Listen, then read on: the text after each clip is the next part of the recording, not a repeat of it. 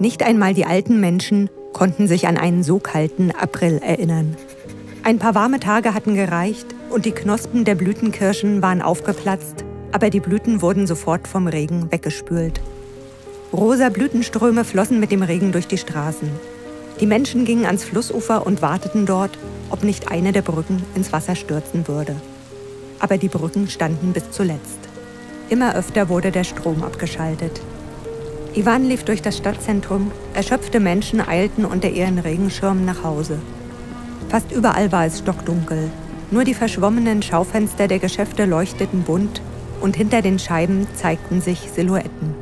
Die Stromsperren dauerten stundenlang und wiederholten sich fast täglich.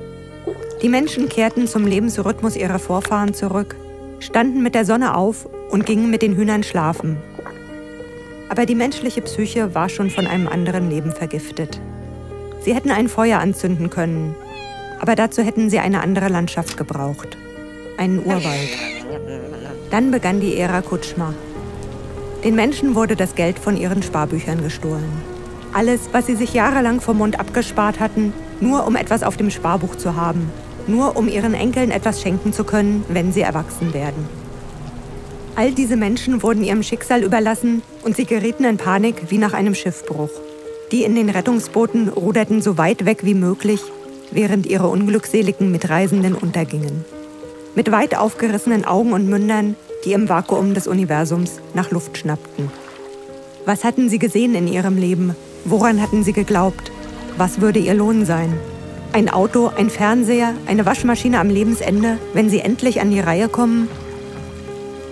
Die Menschen wurden schlagartig arm oder reich, ohne Übergang.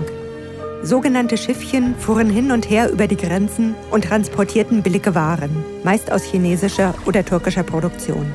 Was da nicht alles mitgeschleppt wurde. Kleidung, Schuhe, Erdnussschokolade, Küchengeräte, Bettwäsche. Jetzt konnte man in den Läden und auf dem Markt fast alles kaufen.